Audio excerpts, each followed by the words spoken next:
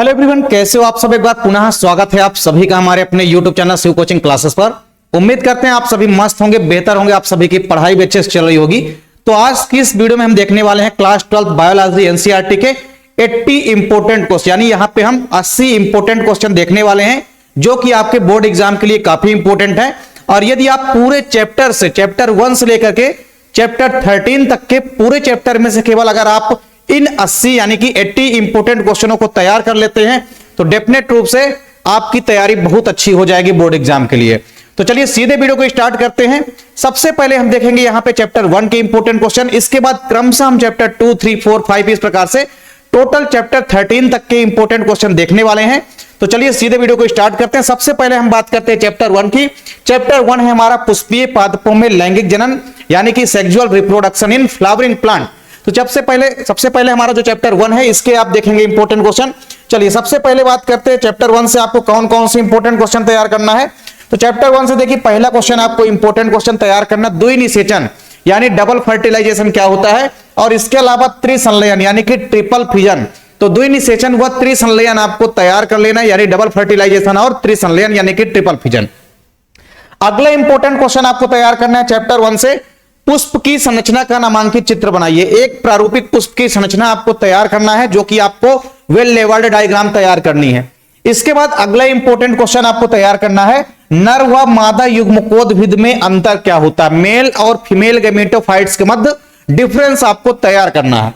इसके बाद next question है, स्वपरागण व परपरागण में आपको अंतर लिखना है। स्वपरागण व परपरागण को समझाना है आपको, साथ ही साथ स्वपरागण व परपरागण से क्या क्या लाभ व हानियां होती है इनको भी आपको तैयार कर लेना है। मतलब पॉलिनेशन जो टॉपिक है इसको आपको अच्छे से तैयार कर लेना है।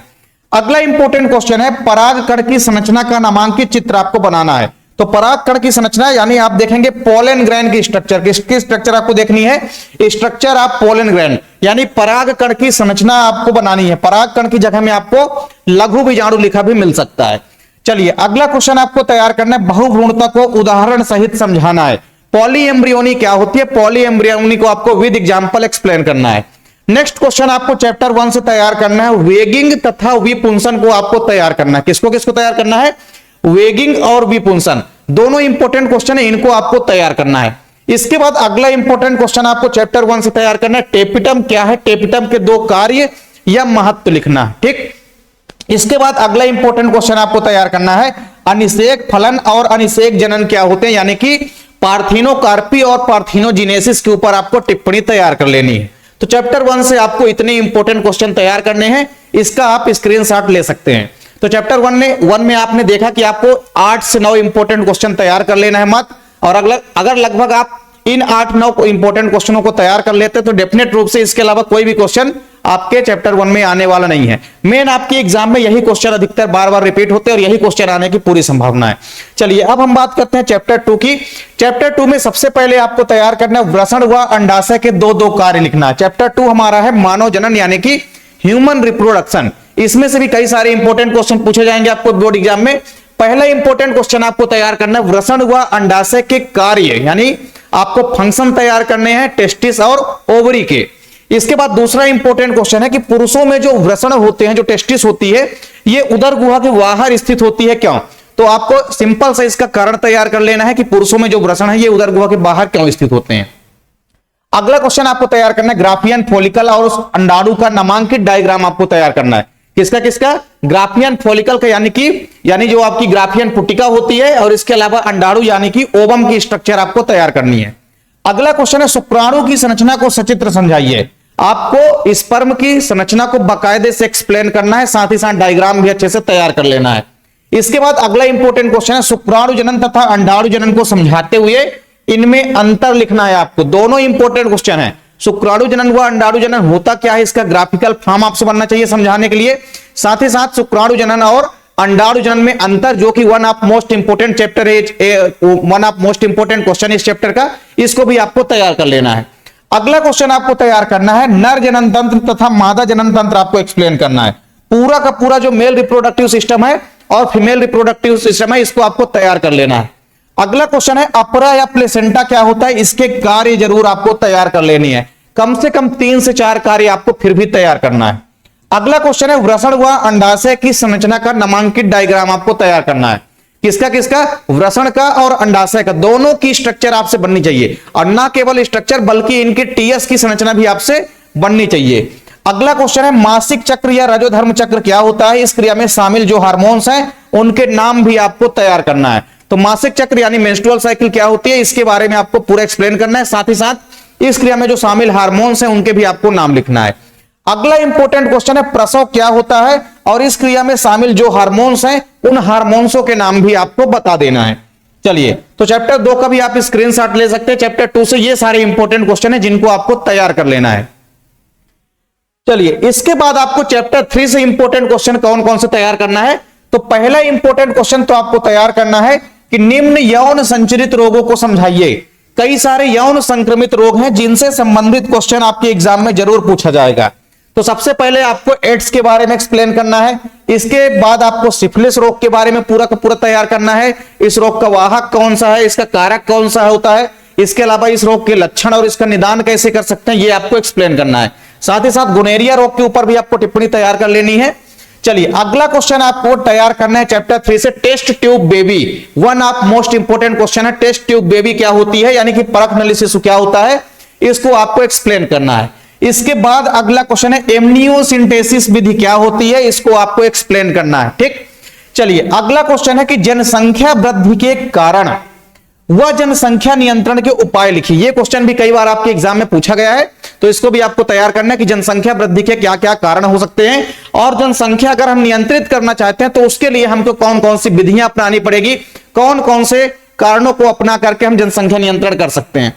अगला क्वेश्चन आपको तैयार करना है वंध्यता क्या होती है, वंध्यता या बांझपन किसे कहते हैं, पुरुषों तथा महिलाओं में वंध्यता के क्या क्या कारण हो सकते हैं, ये आपको एक्सप्लेन करना है। फिर इसके बाद अगला क्वेश्चन आपको लिखना है, निम्न पर टिप्पणी लिखना है। छोटे छोटे कई सारे क्वेश्चन है जिनके बारे में आपको टिप्पणी तैयार कर लेनी है। सबसे पहले आपको पता होना चाहिए ट्यूबेक्टोमी क्या होती है, ट्यूबेक्टोमी के बारे में आपको एक्सप्लेन करना है। फिर वैसेक्टोमी क्या होती है, इसके अलावा गिफ्ट क्या होता है, साथ ही साथ जिफ्ट क्या होता है, वह इसके अलावा अंतर्गर्भाशयी युक्तियां क्या होती है, यानी आपको यहां पे याद रखना है IUCD। तो IUCD हो गया, ZIFT जिफ्ट हो गया आपका, इसके अलावा गिफ्ट हो गया, वैसेक्टोमी हो गया, ट्यूबेक्टोमी हो गया। इनके ऊपर 60 नोट आपको तैयार करनी है। इसके बाद आपको तैयार करना है कृत्रिम गर्भाधान क्या होता है, कृत्रिम गर्भाधान की आपको इंपॉर्टेंस यानी कि महत्व तैयार कर लेना है। चलिए, चैप्टर 4 में आ जाइए। चैप्टर 4 से भी कई सारे इंपॉर्टेंट क्वेश्चन आपको तैयार करना है। चैप्टर 4 से आपको पहला इंपॉर्टेंट क्वेश्चन तैयार करना है, मेंडल द्वारा मटर के पौधे चुने जाने के कारण।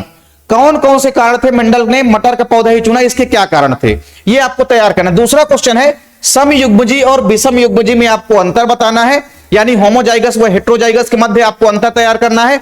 साथ ही साथ आपको जीनोटाइप और फिनोटाइप के मध्य भी अंतर तैयार करना है, यानी जीन प्ररूप व लक्षण प्ररूप के मध्य भी आपको अंतर तैयार कर लेना है। इसके बाद मेंडल के नियमों को एक्सप्लेन करना है। मेंडल के तीनों नियम आपको एक्सप्लेन करना है। मेंडल के तीनों नियम आपको बनना चाहिए। सबसे पहला प्रभाविता का नियम है, फिर पृथक्करण का नियम और स्वतंत्र अपव्यूहन का नियम। तीनों नियम आपको अच्छे से तैयार कर लेना है मेंडल के। इसके बाद मेंडल नियम के अपवाद आप लोग पढ़े हैं, जिसमें से 2 इंपॉर्टेंट एक्सेप्शन आपको याद रखना है। सबसे पहला आपको अपूर्ण प्रभाविता तैयार कर लेना है, और इसके अलावा सह प्रभाविता। ये दोनों ऐसे एक्सेप्शन हैं या अपवाद हैं जो कि अक्सर आपके एग्जाम में पूछे जाते हैं। इसके बाद आपको मानव में हीमोफीलिया और वर्णांधता रोग क्या होता है, इसके बारे में आपको एक्सप्लेन करना है। साथ ही साथ वर्णांधता की वंशागति कैसे होती है, पीढ़ी दर पीढ़ी। अगर माता पिता में मान लीजिए हीमोफीलिया में से माता अगर मान लीजिए सामान्य है और पुरुष कैसा हीमोफीलिक है, तब उनके बच्चों की वंशागति कैसी होगी। तो इस प्रकार से क्वेश्चन आपके एग्जाम में पूछे जाएंगे। तो हीमोफीलिया और वर्णांधता रोग को आपको एक्सप्लेन करना है। साथ ही साथ इनकी वंशागति और वंशागति के जितने भी प्रकार या टाइप्स है, इनको भी आपको एक्सप्लेन करना है। अगला क्वेश्चन है मानव में लिंग निर्धारण, यानी कि किसी भी मानव के अंदर सेक्स का डिटर्मिनेशन कैसे होता है, इसको आपको एक्सप्लेन करना है। नेक्स्ट क्वेश्चन आपको तैयार करना है बैक क्रॉस क्या होता है, और इसके अलावा आपको टेस्ट क्रॉस यानी कि परीक्षण संग्रहण क्या होता है। ये दोनों इंपॉर्टेंट क्वेश्चन भी तैयार करना है आपको। इसके बाद जो भी सिंड्रोम से संबंधित क्वेश्चन है, कई सारे ऑब्जेक्टिव क्वेश्चन भी सिंड्रोम से पूछे जाएंगे, और टिप्पणी लिखने के लिए भी सिंड्रोम में अक्सर पूछा जाता है। तो आपको सभी सिंड्रोम के बारे में क्लियर करना है। टर्नर सिंड्रोम हो गया, क्लीनीफेल्टर सिंड्रोम हो गया, आपका पटाउ सिंड्रोम हो गया, आपका डाउन सिंड्रोम हो गया, आपका एडवर्ड सिंड्रोम हो गया। जितने भी सिंड्रोम के प्रकार हैं, आपको सभी सिंड्रोम के प्रकार को तैयार कर लेना है। इसके अलावा आपको mono hybrid cross, di hybrid cross व ट्राई हाइब्रिड क्रॉस क्या होता है, इसके इन तीनों के मध्य आपको डिफरेंस टाइप का तैयार कर लेना है। मतलब तीनों की परिभाषा आपसे, डेफिनेशन आपसे बननी चाहिए, इनको आपको परिभाषित करते आना चाहिए। ठीक, तो ये आप स्क्रीनशॉट ले सकते हैं। चैप्टर 4 से आपको केवल इतने ही सिलेक्टेड क्वेश्चन पढ़ने हैं। इतने सिलेक्टेड क्वेश्चन अगर आप चैप्टर 4 से पढ़ लेते हैं तो डेफिनेट रूप से आपके बोर्ड एग्जाम की तैयारी अच्छे से हो जाएगी। चलिए, इसके बाद हम बात करते हैं चैप्टर 5 की। चैप्टर 5 से आपको बहुत ज्यादा क्वेश्चन तैयार करने की जरूरत नहीं है, कुछ ही सिलेक्टेड क्वेश्चन आपको तैयार करना है। सबसे पहले आपको तैयार करना है डीएनए व आरएनए में आपको अंतर बताना है, यानी कि डिफरेंस बताना है, difference between DNA and RNA. इसके बाद आपको बताना है 4 ग्राफ नियम क्या है, जो कि डीएनए से ही संबंधित है। इसके अलावा आपको डीएनए रेप्लिकेशन यानी कि डीएनए द्विगुणन क्या होती है, इसको आपको एक्सप्लेन करना है। और इसके बाद आपको तैयार करना है डीएनए फिंगरप्रिंटिंग। डीएनए फिंगरप्रिंटिंग क्या होती है, इसकी उपयोगिता भी आपको तैयार कर लेनी है। ठीक, अगला क्वेश्चन है अनुवांशिक कोड क्या होता है, अनुवांशिक कोड को आपको एक्सप्लेन करना है। साथ ही साथ अनुवांशिक कोड के जो भी इंपॉर्टेंट लक्षण होते हैं उसको भी आपको तैयार कर लेना है। इसके बाद एक और इंपॉर्टेंट क्वेश्चन आपको तैयार करना है, डीएनए की द्विकुंडलित संरचना को विस्तार पूर्वक समझाइए। यानी जो डीएनए की डबल हेलिक्स स्ट्रक्चर होती है या वाटसन एवं क्रिक मॉडल जो डीएनए का है, ये आपको एक्सप्लेन करना है। इसके अलावा कभी कभी आपकी एग्जाम में 2 और क्वेश्चन इस चैप्टर से पूछ लिए जाते हैं, तो एक क्वेश्चन तो आपको इसमें से और कौन सा तैयार करने है, ट्रांसक्रिप्शन, यानी कि एक क्वेश्चन आपको अनुलेखन तैयार कर लेना है। क्या कर लेना है, अनुलेखन क्या होता है, इसे क्वेश्चन आता है कभी कभी। और इसके अलावा एक क्वेश्चन आपको और तैयार कर लेना है, जो कि है लेक ओपरान मॉडल। कौन सा मॉडल, लेक ओपरान मॉडल। तो लेक ओपरान मॉडल भी आपको तैयार कर लेना है। कौन सा मॉडल, लेक ओपरान मॉडल। ठीक, तो ये आपको इतने सेलेक्टेड क्वेश्चन जो है इस चैप्टर से आपको तैयार कर लेना है। चलिए, अगला चैप्टर है हमारा चैप्टर नंबर 6। चैप्टर नंबर 6 में आप देखेंगे इसमें से बहुत ज्यादा क्वेश्चन आपको तैयार नहीं करना है, कुछ ही सिलेक्टेड क्वेश्चन आपको तैयार करना है। सबसे ज्यादा इंपॉर्टेंट क्वेश्चन इसमें हार्डी-वेनबर्ग नियम, जो कि इस बार आने की पूरी संभावना है आपको बोर्ड एग्जाम में। इसके अलावा आपको दूसरा क्वेश्चन तैयार करना है अनुकूली विकिरण, यानी कि एडाप्टिव रेडिएशन क्या होती है, और साथ ही साथ अनुकूली विकिरण को आपको समझाते हुए अभिसारी व अपसारी विकास क्या होते हैं, इनके बारे में भी आपको एक्सप्लेन करना है। अगला क्वेश्चन आपको छोटे छोटे क्वेश्चन है जिनको आपको तैयार कर लेना है। समजात अंग, समवृत्ति अंग व अपशेषी अंग क्या होते हैं, इनके बारे में आपको 60 टिप्पणी तैयार कर लेनी है। इसके बाद आपको मिलर व यूरो का प्रयोग एक्सप्लेन करना है। जैव विकास से संबंधित जो स्टेनले, मिलर व यूरो का प्रयोग है, इसको आपको एक्सप्लेन करना है। और इसके बाद अंत में आपको इस चैप्टर से तैयार करना है लैमार्कवाद व डार्विनवाद। लैमार्कवाद और डार्विनवाद को आपको विस्तार पूर्वक एक्सप्लेन करना है, क्योंकि इससे संबंधित बहुत सारे छोटे छोटे क्वेश्चन भी आपके एग्जाम में पूछे जाते हैं। तो ये आपको चैप्टर 6 से ये सिलेक्टेड क्वेश्चन है जिनको आपको डेफिनेट रूप से तैयार करना है। तो आप स्क्रीनशॉट भी जल्दी से ले लीजिए। अब हम बात करते हैं चैप्टर नंबर हमारा है 7। चैप्टर नंबर 7 की अगर हम बात करें तो इसमें से आपको कुछ छोटे छोटे क्वेश्चन ही तैयार करना है, लेकिन आपको कम से कम 10-12 क्वेश्चन इस चैप्टर से तैयार करना है। चलिए, सबसे पहले आपको चैप्टर 7 से तैयार करना है इंटरफेरान क्या होते हैं, और इंटरफेरान को आपको एक्सप्लेन करना है। इंटरफेरान आप लोग पढ़ चुके हैं, काफी आसान क्वेश्चन है, इसको आपको एक्सप्लेन करना है। दूसरा इंपॉर्टेंट क्वेश्चन क्या है, एलर्जी क्या होती है तथा यह कैसे उत्पन्न होती है। तो एलर्जी या एलर्जन क्या होते हैं और एलर्जी कैसे उत्पन्न होती है, यह आपको तैयार कर लेना है क्वेश्चन छोटा सा। तीसरा इंपॉर्टेंट क्वेश्चन क्या है कि प्रतिजन क्या होते हैं। प्रतिजन का मतलब होता है एंटीजन। तो एंटीजन या प्रतिजन क्या होते हैं, प्रतिजन के सामान्य लक्षण आपको तैयार करना है। प्रतिजन के आपको कम से कम 3 से 4 सामान्य लक्षण यानी कि जनरल कैरेक्टर जो है इसके तैयार कर लेना है। अगला क्वेश्चन आपको तैयार करना है एंटीबायोटिक यानी कि प्रतिजैविक क्या होते हैं, और प्रतिजैविकों के आपको सामान्य लक्षण आपको तैयार कर लेना है। ठीक, फिर इसके बाद नेक्स्ट क्वेश्चन आपका है प्रतिरक्षी क्या होते हैं, यानी एंटीबॉडी क्या होते हैं, और एंटीबॉडी अणु का नामांकित चित्र आपको तैयार करना है। एंटीबॉडी की स्ट्रक्चर जरूर आपसे बननी चाहिए, क्योंकि 4 नंबर में आपके एग्जाम में यह क्वेश्चन पूछा जाता है। अगला क्वेश्चन है प्लाज्मोडियम का जीवन चक्र, one of most important question. ये आपका इस चैप्टर का इंपॉर्टेंट क्वेश्चन है। प्लाज्मोडियम की लाइफ साइकिल आपसे बननी चाहिए। अगला क्वेश्चन है कि बी कोशिका और टी कोशिका क्या होती है। बी कोशिका और टी कोशिका क्या होती है, इसको आपको एक्सप्लेन करना है। ठीक, अगला क्वेश्चन है हमारा कि कैंसर क्या है और कैंसर के क्या क्या लक्षण होते हैं, सिम्टोम्स क्या क्या होते हैं, और कैंसर के कितने सारे टाइप्स होते हैं यानी कितने सारे प्रकार होते हैं, इसको भी आपको एक्सप्लेन करना है। चलिए, अगला क्वेश्चन जो आपको तैयार करना है वो है टीकाकरण। टीकाकरण या वैक्सीनेशन क्या है, इस पर आपको टिप्पणी लिखनी है। फिर आपको तैयार करना है एल्कोहल या ड्रग्स के क्या क्या हानिकारक उपयोग हो सकते हैं, ये आपको तैयार कर लेना है। इसके अलावा 2 इंपोर्टेंट डिफरेंस आपको तैयार करना है इस चैप्टर से। पहला जो अंतर आपको तैयार करना है वो है सक्रिय प्रतिरक्षा व अक्रिय प्रतिरक्षा में अंतर, और जो दूसरा इंपॉर्टेंट अंतर तैयार करना है आपको वो है जन्मजात व उपार्जित प्रतिरक्षा के मध्य अंतर। ठीक, तो ये आपको एक्सप्लेन करना है। इसके बाद आपको तैयार करना है व्यसन या एडिक्शन क्या होता है, इसके प्रमुख कारण आपको तैयार करना है। ठीक, और इसके अलावा अंत में आपको तैयार करना है दो इंपॉर्टेंट क्वेश्चन छोटे छोटे, सामक औषधियां क्या होती है और इसके अलावा साइकोट्रॉपिक औषधियां क्या होती है, इनके बारे में आपको एक्सप्लेन करना है। तो इसका भी आप लोग स्क्रीनशॉट ले सकते हैं। इसके बाद हम आते हैं चैप्टर नंबर हमारा आ गया 8, मानव कल्याण में सूक्ष्म जीव। इसमें से भी बहुत लंबे लंबे क्वेश्चन नहीं आएंगे, एक दो क्वेश्चन लंबे आते हैं, बाकी आपको छोटे क्वेश्चन आपके बोर्ड एग्जाम में देखने को मिलेंगे। तो चलिए सबसे पहले आपको इंपॉर्टेंट क्वेश्चन तैयार करना है इस चैप्टर से, जैविक ऑक्सीजन मांग यानी कि बायोलॉजिकल ऑक्सीजन डिमांड क्या होती है, जिसको आप लोग शॉर्टकट में बीओडी भी कहते हैं। क्या कहते हैं आप लोग जिसको शॉर्टकट में आप लोग बीओडी कहते हैं। ठीक, तो बीओडी यानी बायोकेमिकल या बायोलॉजिकल ऑक्सीजन डिमांड आपको तैयार कर लेना है ये क्वेश्चन। अगला question one of most important है आपके बोर्ड एग्जाम के लिए, खाद्य एवं जैव उर्वरक में अंतर, तो ये आपको याद रखना है। इसके बाद आपको अगला क्वेश्चन तैयार करना है कि जीवाणुओं तथा कवकों में विभिन्न क्षेत्रों में उपयोग लिखिए। कवकों का कहां कहां पे यूज होता है, इसके अलावा बैक्टीरिया का कहां कहां पे हम यूज कर सकते हैं, ये सारे इंपॉर्टेंट क्वेश्चन आपको तैयार कर लेना है। इसके बाद आपको तैयार करना है जैव उर्वरक जो होते हैं ये मृदा की गुणवत्ता को या मृदा की उर्वरता को किस प्रकार से बढ़ाते हैं, ये आपको तैयार करना है क्वेश्चन। फिर छोटे छोटे क्वेश्चन आपको कुछ बोर्ड एग्जाम के लिए तैयार कर लेना है, जिसमें से एक क्वेश्चन आपको तैयार करना है बीटी कॉटन क्या है या बीटी क्या होता है तथा किस प्रकार से यह कीटों के प्रति प्रतिरोधकता को उत्पन्न करता है। ठीक, फिर इसके बाद एक यहां पे लॉन्ग क्वेश्चन आपको तैयार करना है, बायोगैस का आपको डायग्राम तैयार कर लेना है, जो कि आपके एग्जाम में पूछा जा सकता है। हाफ ईयरली में ये क्वेश्चन आपके दिया गया था बायोगैस संयंत्र का चित्र, तो बायोगैस संयंत्र का आपको नामांकित चित्र जो है तैयार कर लेना है।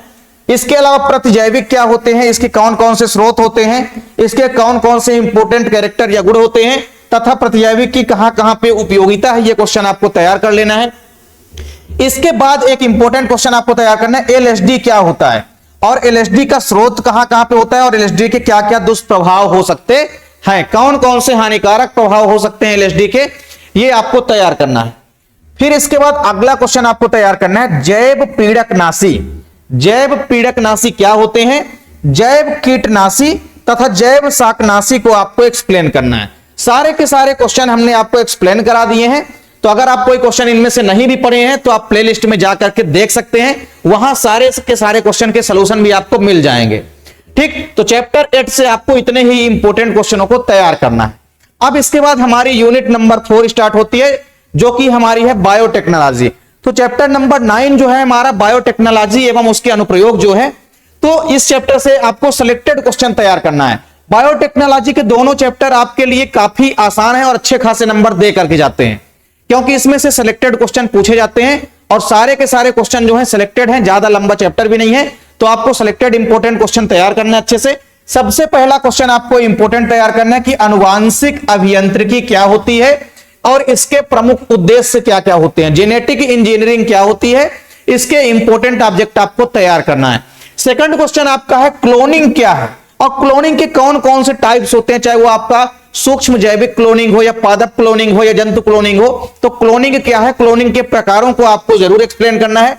इसके बाद अगला one of most important question है प्लाज्मिड क्या होते हैं और प्लाज्मिड के प्रकारों को आपको जरूर समझाना है। तो प्लाज्मिड क्या है, प्लाज्मिड के प्रकारों को आपको एक्सप्लेन करना है। इसके बाद अगला क्वेश्चन आपको तैयार करना है जीन क्लोनिंग क्या होती है और जीन क्लोनिंग की कौन कौन सी विधियां होती है और जीन क्लोनिंग की उपयोगिता। तो जीन क्लोनिंग क्या है, जीन क्लोनिंग की उपयोगिता आपको तैयार कर लेनी है, कहां कहां पे जीन क्लोनिंग का उपयोग होता है। इसके बाद आपको दो इंपोर्टेंट विधियां तैयार करनी है। जीन क्लोनिंग की दो ही इंपोर्टेंट विधियां हैं, जिसमें से पहला है पीसीआर, जो कि आपके बोर्ड एग्जाम के लिए काफी इंपोर्टेंट है। पॉलीमरेज चेन रिएक्शन प्रक्रिया आपको तैयार कर लेनी है। और इसके अलावा डीएनए पुनर्योजन तकनीक, डीएनए पुनर्योजन तकनीक जो है इसको आपको एक्सप्लेन करना है, यानी रिकॉम्बिनेंट डीएनए टेक्नोलॉजी आपको तैयार कर लेनी है। तो चैप्टर नंबर 9 से आपको ओनली ऑन 6 क्वेश्चन तैयार कर लेना है, इतने में आपका उद्धार हो जाएगा पूरा का पूरा। ठीक, तो चैप्टर 9 से आपको केवल और केवल 6 इंपोर्टेंट क्वेश्चन तैयार कर लेना है। चलिए चैप्टर नंबर हम 10 की बात करते हैं। तो चैप्टर नंबर 10 भी आपके बोर्ड एग्जाम के लिए काफी इंपोर्टेंट है, क्योंकि चैप्टर 9 और चैप्टर 10 केवल 2 ही चैप्टर मिलके आपकी चौथी यूनिट बनी है, जिसमें से आपको सिलेक्टेड क्वेश्चन ही पढ़ना है। चलिए चैप्टर नंबर 10 से आपको पहला इंपॉर्टेंट क्वेश्चन तैयार करना है। वायो पायरेसी यानी कि जैव चोरी क्या होती है, और इसके अलावा वायो पेटेंट क्या होता है। दोनों क्वेश्चन साथ में आपके एग्जाम में पूछे जाते हैं। दोनों ही क्वेश्चनों को आपको अच्छे से तैयार करके चलना है। इसके बाद अगला क्वेश्चन आपको तैयार करना है, स्टेम सेल तकनीक क्या होती है और स्टेम सेल की क्या क्या उपयोगिता होती है, यह आपको जरूर तैयार करके एग्जाम में जाना है। चलिए अगला क्वेश्चन है आपके लिए, आनुवांशिक रूप से रूपांतरित जीव यानी कि ट्रांसजेनिक जीव क्या होते हैं और इनको तैयार करने के क्या क्या इंपॉर्टेंट उद्देश्य या ऑब्जेक्ट हैं, वो भी आपको तैयार करना है। तो ट्रांसजेनिक जीव, जिसको कि हम जीएमओ बोलते हैं, जेनेटिकली मॉडिफाइड ऑर्गेनिज्म या आनुवांशिक रूप से रूपांतरित जीव क्या होते हैं, इनको तैयार करने का उद्देश्य क्या है, ये आपको तैयार करना है। अगला क्वेश्चन है, आनुवांशिक रूप से रूपांतरित फसलें क्या होती है और इनसे लाभ व हानियां लिखनी है। जो ट्रांसजेनिक फसल होती है, इनसे क्या क्या हमको लाभ व हानियां हो सकती है, ये आपको एक्सप्लेन करना है। इसके बाद एक इंपॉर्टेंट क्वेश्चन आपको तैयार करना है, परजीवी जीवाणु क्या होते हैं, और साथ ही साथ तैयार करना है क्राई प्रोटीन और परजीवी जीवाणु यानी कि ट्रांसजेनिक बैक्टीरिया और क्राई प्रोटीन के बारे में आपको टिप्पणी तैयार कर लेनी है। इसके बाद अगला क्वेश्चन है, जीएमओ यानी जेनेटिकली मॉडिफाइड ऑर्गेनिज्म किसे कहते हैं, इसकी उपयोगिता आपको लिखनी है, और जीएम फसल खाद्य एवं फसलों के बारे में समझाना है। कई सारे एग्जाम्पल आप लोगों ने पढ़े हैं, तो जितने भी ट्रांसजेनिक फसलें हैं उनके बारे में आपको एक्सप्लेन करना है, और आपको जेनेटिक मॉडिफाइड ऑर्गेनिज्म क्या होते हैं इसकी आपको डेफिनेशन जो है तैयार कर लेनी है। तो चैप्टर 10 के सारे इंपॉर्टेंट क्वेश्चन का आप जल्दी से स्क्रीनशॉट ले सकते हैं। अब इसके बाद हम देखते हैं चैप्टर नंबर 11। चैप्टर नंबर जो हमारा 11 है, ये हमारा इकोलॉजी वाला चैप्टर है, जो कि हम अभी स्टार्ट ही करने वाले हैं जस्ट। तो अगली वीडियो जो आपको मिलेगी वो इसी चैप्टर की मिलने वाली है, जीव व समष्टियां। तो जीव या समष्टियां हमारा चैप्टर नंबर 11 है, और इस चैप्टर से आपको सिलेक्टेड क्वेश्चन कुछ तैयार कर लेना है आपके बोर्ड एग्जाम के लिए। पहला इंपॉर्टेंट क्वेश्चन आपको तैयार करना है, समष्टि व समुदाय में अंतर यानी कि डिफरेंस आपको तैयार कर लेना है। तो पॉपुलेशन और कम्युनिटी के मध्य आपको डिफरेंस जरूर तैयार कर लेना है, कई बार आपके एग्जाम में यह क्वेश्चन पूछा गया है। इसके बाद अगला क्वेश्चन आपको तैयार करना है, अनुहरण व छद्मावरण क्या होता है, इनकी डेफिनेशन और इनके मध्य डिफरेंस भी आपको तैयार कर लेना है। चलिए नेक्स्ट क्वेश्चन आपके लिए है, जो जलोदभिद पौधे होते हैं यानी जो हाइड्रोफाइट्स प्लांट होते हैं, ये क्या होते हैं, और साथ ही साथ जो हाइड्रोफाइट्स प्लांट होते हैं इनमें कौन कौन सा एडाप्टेशन यानी कि अनुकूलन देखने को मिलता है। कई बार आपसे शारीरिकी अनुकूलन पूछ लेगा आपके एग्जाम में, कई बार आकारिकी अनुकूलन आपसे पूछ लेगा, और कई बार प्रकार्यात्मक अनुकूलन भी आपसे पूछ सकता है। सेम इसी प्रकार से जीरोफाइटिक प्लांट जो होते हैं, जो मरुद्भिद पौधे होते हैं, इनमें कौन कौन से अनुकूलन पाए जाते हैं, शारीरिकी अनुकूलन और आकारिकी अनुकूलन, ये दोनों अनुकूलन आपको तैयार कर लेना है, क्योंकि हो सकता है कि आपके एग्जाम में शारीरिकी अनुकूलन पूछ ले या कि आकारिकी अनुकूलन पूछ ले, दोनों में से कोई एक पूछ ले, तो दोनों ही आपको तैयार करके चलना है। इसके अलावा और 2 क्वेश्चन तैयार कर लेना है, एक है हाइड्रोसियर और जीरोसियर के मध्य डिफरेंस याद कर लेना है, और एक क्वेश्चन है आपके बोर्ड एग्जाम के लिए, प्रतिस्पर्धा क्या होती है, प्रतिस्पर्धा यानी कि कंपटीशन क्या होता है, और इसके जितने भी टाइप्स होते हैं, अंतरजातीय होता हो गया, इसके अलावा बहिर्जातीय हो गया, ये सब आपको एक्सप्लेन कर लेना है। चलिए इसके बाद अगला क्वेश्चन है हमारा चैप्टर नंबर 12 से। तो चैप्टर नंबर 12 आप लोगों के लिए काफी इंपॉर्टेंट है, क्योंकि चैप्टर 12 जो हमारा इकोसिस्टम चैप्टर है, पारिस्थितिक तंत्र हमारा चैप्टर है, या जिसको हम परितंत्र भी बोलते हैं, इकोसिस्टम वाले चैप्टर से आपको कई सारे इंपॉर्टेंट क्वेश्चन पढ़ने हैं, क्योंकि ये एक ऐसा चैप्टर है जिससे डेफिनेट रूप से आप देखेंगे कई सारे क्वेश्चन आपके बोर्ड एग्जाम में दिखाई देंगे। ऐसा कोई भी आप देखेंगे पेपर ना होगा जिसमें चैप्टर 12 से क्वेश्चन आपके ना पूछा गया हो। तो चैप्टर 12 आपको ज्यादा फोकस करना है चैप्टर 11 की बजाय। तो चैप्टर 12 में देखिए सबसे पहला इंपॉर्टेंट क्वेश्चन आपको तैयार करना है, पोषण स्तर क्या होते हैं, यानी कि ट्रॉपिक लेवल क्या होते हैं, इनको आपको एक्सप्लेन करना है। ये क्वेश्चन तो कई बार आपके एग्जाम में पूछा गया है, तो इसको तो आपको तैयारी कर लेना है। दूसरा इंपॉर्टेंट क्वेश्चन है कि जो हमारा इकोसिस्टम है उसके जो भी घटक हैं, यानी जो भी कंपोनेंट होते हैं, चाहे वो बायोटिक कंपोनेंट हो चाहे वो एबायोटिक कंपोनेंट हो, है ना, कुल मिलाकर के इकोसिस्टम के जो भी कंपोनेंट या घटक हैं इनको आपको तैयार कर लेना है। स्पेशली बायोटिक कंपोनेंट यानी जैविक घटक आपसे एग्जाम में पूछे जाते हैं। चलिए अगला क्वेश्चन आपको तैयार करना है, पारिस्थितिक तंत्र में ऊर्जा का प्रवाह कैसे होता है समझाइए। किसी भी इकोसिस्टम के अंदर एनर्जी का फ्लो कैसे होता है, या आपसे इसी क्वेश्चन को घुमा करके क्या पूछ देगा, किसी भी इकोसिस्टम के अंदर ऊर्जा की हानि कैसे होती है। तो दोनों क्वेश्चन का सेम ही आंसर आपको इसका रिप्लाई देना है, ठीक। अगला क्वेश्चन है खाद्य श्रृंखला व खाद्य जाल को आपको एक्सप्लेन करना है, यानी फूड चेन और फूड वेव, ये दोनों इंपॉर्टेंट क्वेश्चन है, अलग अलग आपको एग्जाम में पूछ लिया जाएगा। हो सकता है खाद्य जाल के बारे में पूछ ले या कि खाद्य श्रृंखला के बारे में पूछ ले, तो आपको यह तैयार करना है। साथ ही साथ इनके मध्य आपको अंतर यानी कि डिफरेंस भी तैयार करना है। खाद्य श्रृंखला व खाद्य जाल में आपको डिफरेंस यानी कि अंतर भी तैयार करना है। अगला क्वेश्चन जो आपको तैयार करना है वो है पारिस्थितिक पिरामिड से। इकोलॉजिकल पिरामिड जो है, पारिस्थितिक पिरामिड जो है क्या होती है, इसकी डेफिनेशन आपको तैयार करनी है।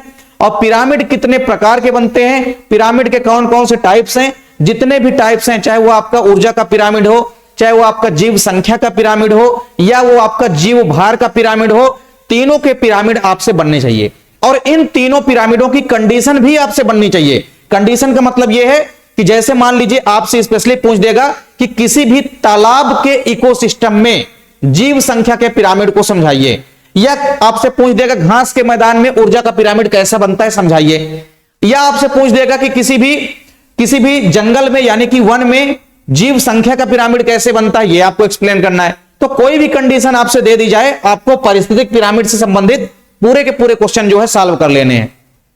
इसके बाद वही चीज है, अगला हमने जो आपको अंतर यानी कि डिफरेंस बताया था, तो खाद्य श्रृंखला और खाद्य जाल में आपको डिफरेंस तैयार कर लेना है, जो कि आपके बोर्ड एग्जाम के लिए काफी इंपोर्टेंट है। तो चैप्टर 12 आप लोगों के लिए काफी इंपोर्टेंट है, ये सारे क्वेश्चन आप लोग तैयार कर सकते हैं, और यही इंपोर्टेंट सिलेक्टेड क्वेश्चन ही आप देखेंगे कि आपके बोर्ड एग्जाम में देखने को मिलेंगे। चैप्टर 12 से इन्हीं में से आपके बोर्ड एग्जाम में क्वेश्चन आएगा। अब अथवा में हो सकता है कोई ऐसा क्वेश्चन आ जाए जो आपसे ना बने, लेकिन कोई ना कोई क्वेश्चन इनमें से जरूर आएगा जो कि डेफिनेट रूप से आपसे बन जाना चाहिए। तो चैप्टर 12 के सारे इंपोर्टेंट क्वेश्चन की आप लोग स्क्रीनशॉट ले सकते हैं। अब इसके बाद हम देखेंगे चैप्टर नंबर 13 हमारा है। तो चैप्टर नंबर 13 जो है वो हमारा है बायोडाइवर्सिटी एंड इट्स कंजर्वेशन, यानी कि जैव विविधता एवं उसका संरक्षण। इस चैप्टर से आपको सिलेक्टेड क्वेश्चन ही तैयार करने, केवल 3 से 4 इंपोर्टेंट क्वेश्चन तैयार करने हैं, जो कि आपके बोर्ड एग्जाम के लिए इंपोर्टेंट है। हालांकि चैप्टर 13 से बहुत ज्यादा क्वेश्चन आपके बोर्ड एग्जाम में नहीं पूछे जाते हैं, इसलिए आपको चैप्टर 11 और 12 में ज्यादा फोकस करना है। जो आपकी 5वीं यूनिट है उसमें से आपको चैप्टर नंबर 11 और 12 में ज्यादा फोकस करना है। चैप्टर 13 आपको डीपली उतना ज्यादा नहीं पढ़ना है, कुछ ही सिलेक्टेड इंपोर्टेंट क्वेश्चन अगर आप लोग पढ़ लेते हैं तो उतने में ही आपसे सारे क्वेश्चन बन जाएंगे।